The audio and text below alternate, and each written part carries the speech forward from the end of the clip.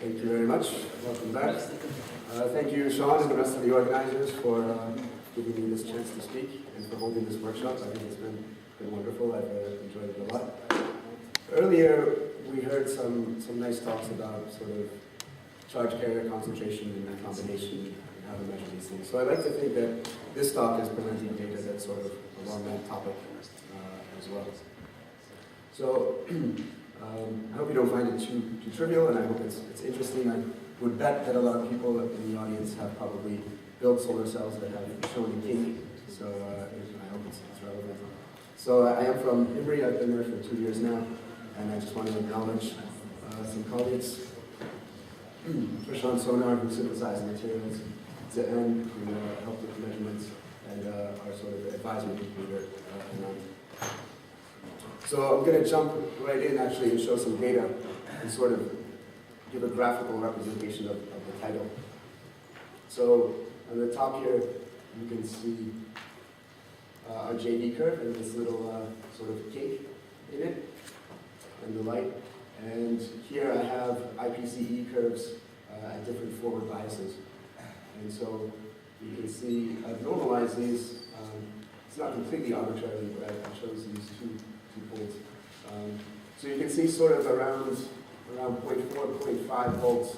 0.5, you start to see this change in shape occur.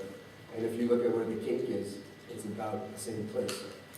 So the question is there a connection between the kink and this change in spectral response shape? And is this worth looking at? Does it tell us something? Does it tell us something about sort of an anisotropy either on the donor or acceptor side? So just to introduce the materials, I'm afraid I can't actually show structures right now, but soon we will. But I can say that they're thiophene benzothiodiazole, block copolymers.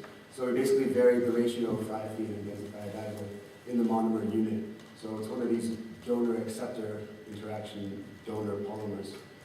And so with increasing the acceptor nature, adding benzothiodiazoles, we do sort of redshift the absorption. And also, we've shifted our HOMO and LUMO levels. So if you see, this is for donor 1, LUMO and HOMO, and for donor 2. And I just sort of put in PCBM 70, which is what we use as an acceptor. So this also looks interesting in that, these LUMO levels are getting quite close. So is there going to be exton association with this system? So yeah, as I said, I think this is an interesting system to look at for a few reasons, because it is a donor-acceptor type donor polymer. Also, there's significant contribution to the photocurrent from the fullerene. So at one point, we thought maybe all of our photocurrent is actually coming from the fullerene. So you have a sort of acceptor giving you all of your important stuff. And if we use PCBM 60, we lose a lot of our photocurrent, probably about half, even more sometimes. And it's always nice if you can have two systems where you just change something little and see what the effect is. So that's sort of what we try to do here. But obviously you can never precisely change just one thing. And I think with extra benzothiodiazoles, there's certainly some difference in polarity. So solubility of the fullerenes and packing is also changed. And these are actually quite thin cells. The best cells are probably around 50 to 60 nanometers. So we get sort of respectable photocurrent. So just to sort of summarize the basic results here. So on the left I have the donor 1 polymer, and on the right donor 2. And 1 to 4 was our pretty much optimum ratio. So this is just a sort of comparison of different thicknesses for our best blend ratio. And you can see donor 1 has pretty normal JV shape, not fantastic fill factor, but a normal shape. And donor 2, we always see this sort of kink. It's sort of a little less prominent as you get very thin, and actually the thickest cell maybe has the largest kink in it. And if we look at this forward bias IPCE for sort of the best performing cells, donor 1 doesn't show any change in shape, and donor 2 does. So the rest of the talk, I'll focus mainly on donor 2, and not so much comparison. Let's see what this comparison is. So I probably don't have time nor the expertise to go through all the kinks in literature and different systems, but I think it's worth pointing out that they've been seen in many different types of solar cells, and at least to put them in the slides as a sort of reference. So when you sort of CIS and SIG cells, they would often see this type of kink if they didn't use white light, if they just used red light. And the basic explanation is that this buffer layer had a conduction band spike and sort of prevented carriers from getting through. But if you shone white light or had the blue light component where it would absorb, then you'd actually generate carriers in there, and due to trap concentrations, you create a situation where that spike was less prevalent to impact the device as much. So sort of under white light, no kink, and under red light, and then you can do it sort of with a time delay afterwards, see how long it takes for those traps to empty. In dye-sensitized cells, there's this nice picture of this kink that appears. And this was upon switching from TiO2 to SiO2. And the main explanation was that there's a much higher electron mobility, so you're sweeping your electrons out through your oxide much quicker, and actually your electrolyte couldn't keep up. So it wasn't getting the electron back to your dye molecule fast enough, and you'd actually get some sort of back transfer from the oxide into the dye. And so that's when this kink would appear. And then in OPV, how many pictures could I put up? But I think these two are quite interesting. And I guess the common thing here is they talked about sort of a rough surface, incomplete coverage, and sort of poor carrier extraction.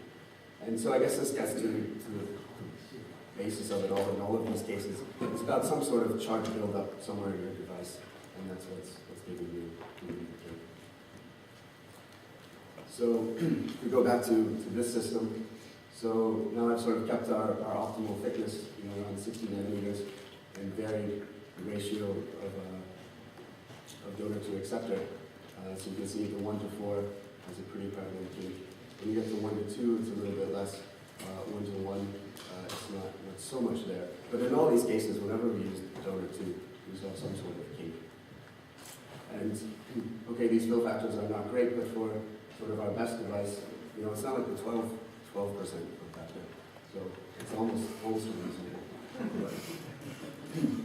So we also looked at light intensity dependence, and I don't want to get too far into this, but basically it was just to say when we're doing our IPCE measurement, is it very different just from a light intensity standpoint.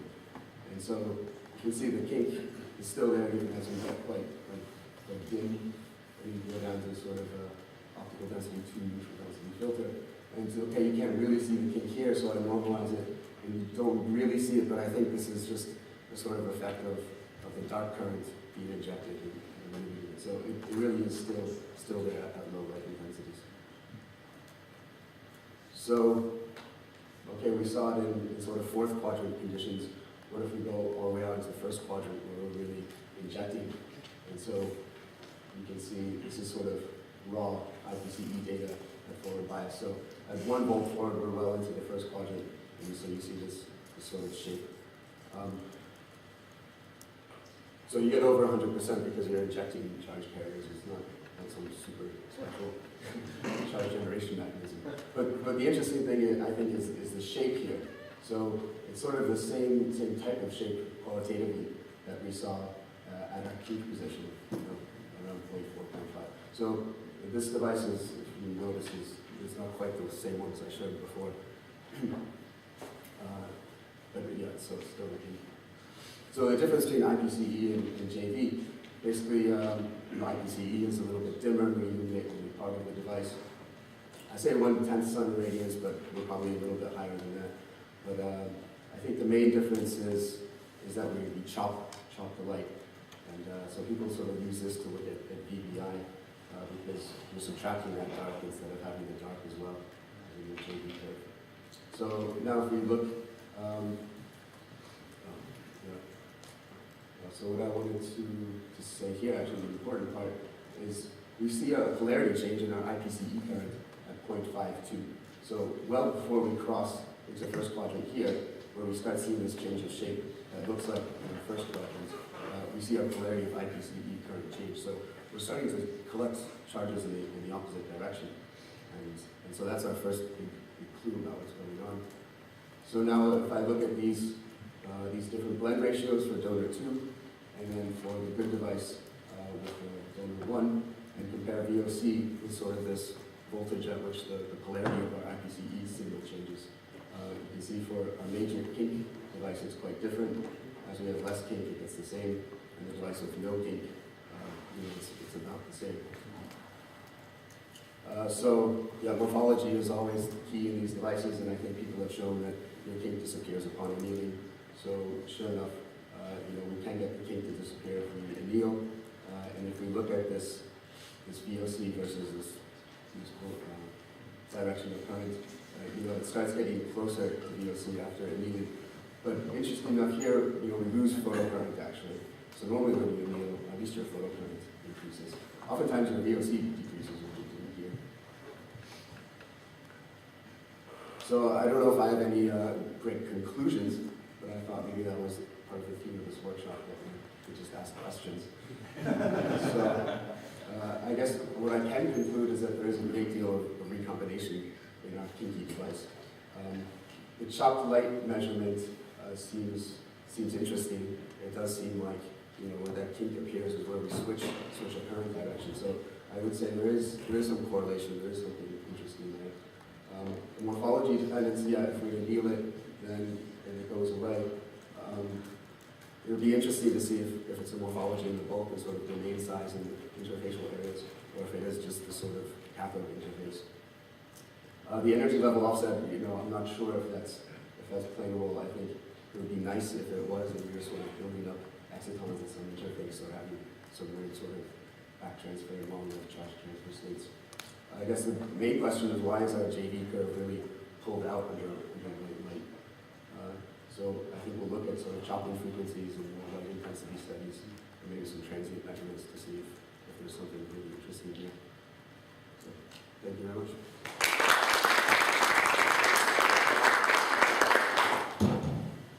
Questions about everyone's kinky devices?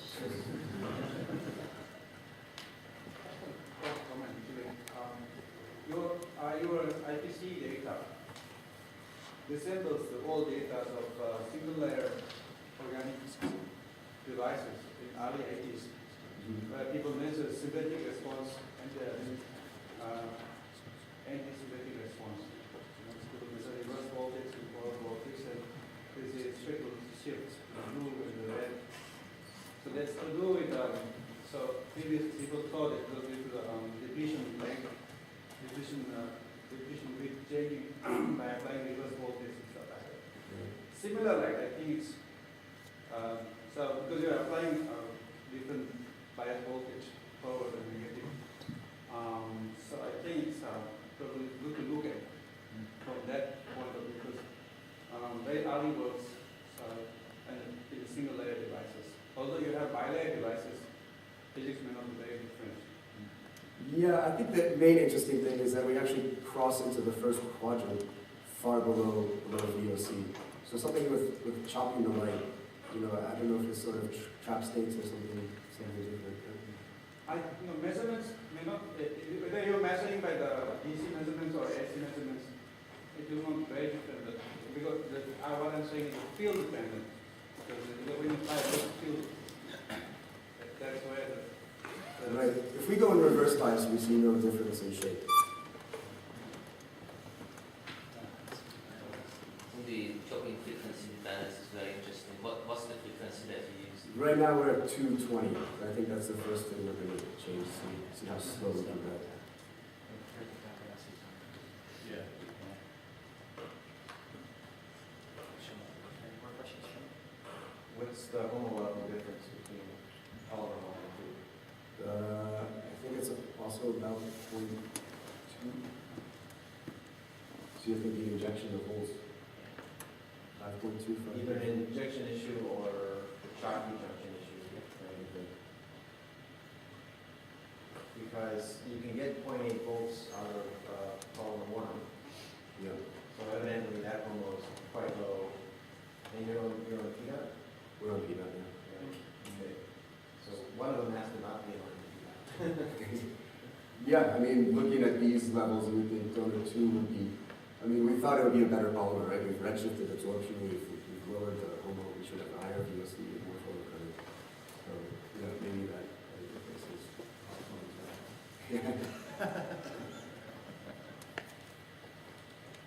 Any more questions? If not, let's thank our speaker again.